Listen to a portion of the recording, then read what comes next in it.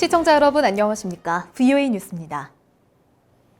북한과 러시아가 오는 25일로 정상회담 일정을 확정하고 북핵 문제를 논의할 것이라고 밝혔습니다. 전문가들은 현행 제재 하에서 북한과 러시아가 이끌어낼 수 있는 성과물은 제한적이라고 진단했습니다. 박승혁 기자의 보도입니다. 러시아 크렘린궁은 오는 25일 블라디보스토크에서 푸틴 대통령이 북한의 김정은 위원장과 회담할 것이라고 현지 언론을 통해 밝혔습니다. 핵심 의제는 한반도 비핵화 문제의 외교적 해결이며 형식은 단독 회담이 먼저 열리고 이후 대표단이 참석하는 확대 회담, 이어 공식 연회 순이라고 크렘린궁 측은 전했습니다. 김 위원장은 24일 블라디보스토크에 도착할 것으로 알려졌습니다. 전문가들은 이번 회담에서 두 정상이 처음 만나 관계를 돈독히 할 수는 있지만 제재가 유지되고 있는 현재 상황에서 구체적인 성과를 내긴 어려울 것으로 내다봤습니다. And I don't think there will be practical results. Even economic cooperation, if discussed, it will be discussed for future, because now we can do nothing in this sanctions condition.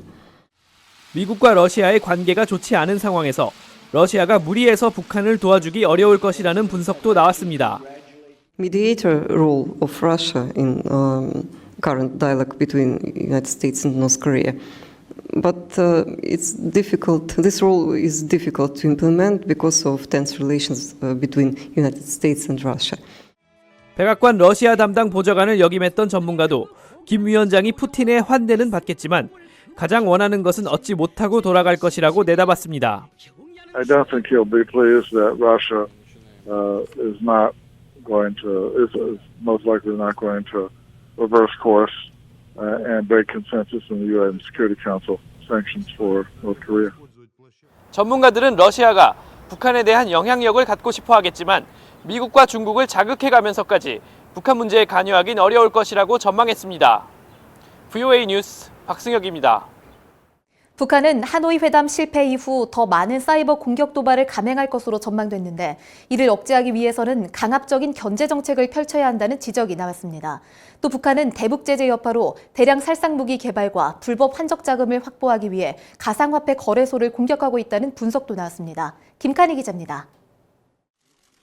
데니얼 러셀 전 국무부 동아태 담당 차관보는 하노이 회담 합의 실패에 따라 북한은 더 많은 사이버 공격을 감행할 가능성이 크다고 분석했습니다. 북한은 과거부터 협상에서 원하는 것을 얻지 못하면 긴장을 고조시켰다는 것입니다. 다만 북한은 군사적 대응을 불러일으킬 수 있는 핵이나 미사일 시험이 아니라 공격 주체를 찾기 힘들고 대응 가능성이 적은 형태의 도발을 할 것이라며 사이버 공격을 지적했습니다.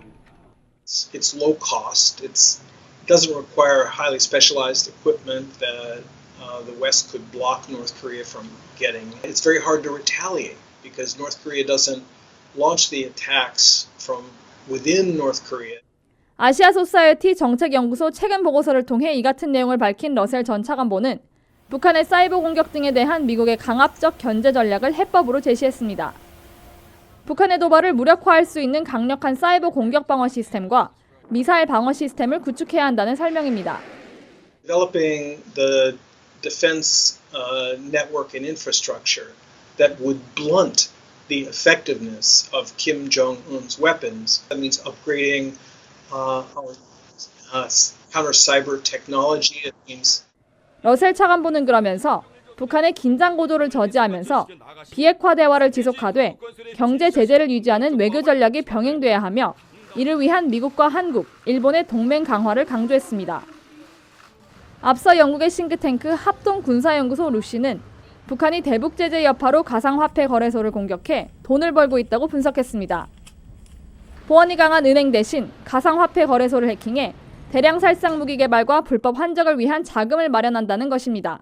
They could potentially be using crypto to fund their WMD programs. They're able to pay people to do ship-to-ship transfers, people to pay for their goods directly via cryptocurrency, and there sort of wouldn't be a trace. 합동군사연구소는 북한의 사이버 공격 역량은 갈수록 심화되고 있다면서 특히 보안 시스템이 제대로 갖춰지지 않은 동남아 국가들의 암호화폐 시장은 북한의 사이버 공격에 취약하다고 지적했습니다. VOA 뉴스 김칸입니다. 마크 네퍼 미 국무부 동아태 부차관보 대행이 미국과 한국은 대북 제재 완화 이전에 최종적이고 완전하게 검증된 북한의 비핵화가 필요하다는 점을 확인했다고 말했습니다. 네퍼 대행은 23일 서울에서 열린 아산 플래넘 2019 토론회에 참석해 미한 양국은 대북 정책을 긴밀히 조율하고 있으며 두 나라의 동맹은 전혀 흔들림이 없다면서 이같이 밝혔습니다.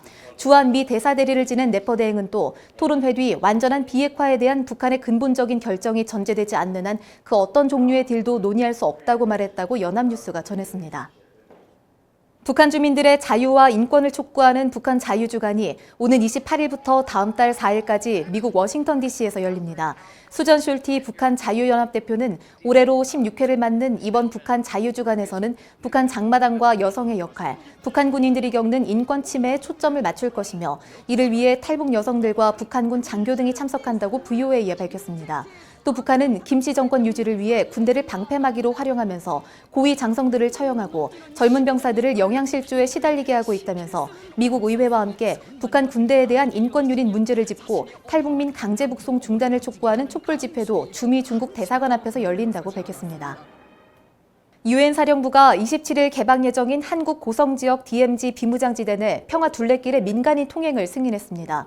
에이브럼스 미한 연합사령관 겸 유엔군 사령관은 23일 보도자료를 통해 이 같은 내용을 공식 확인하고 한국군은 평화 둘레길 사업의 성공을 위해 아주 긴 시간 노력했다면서 둘레길 방문 관광객들의 안전 확보를 최우선적으로 고려했다고 밝혔습니다. 유엔사는 고성 평화 둘레길이 기존에 승인한 13개 비무장지대 교육 현장처럼 남북교류와 교육의 기회를 제공할 것이라고 말했습니다. VOA 뉴스 마칩니다. 시청해주신 여러분 고맙습니다.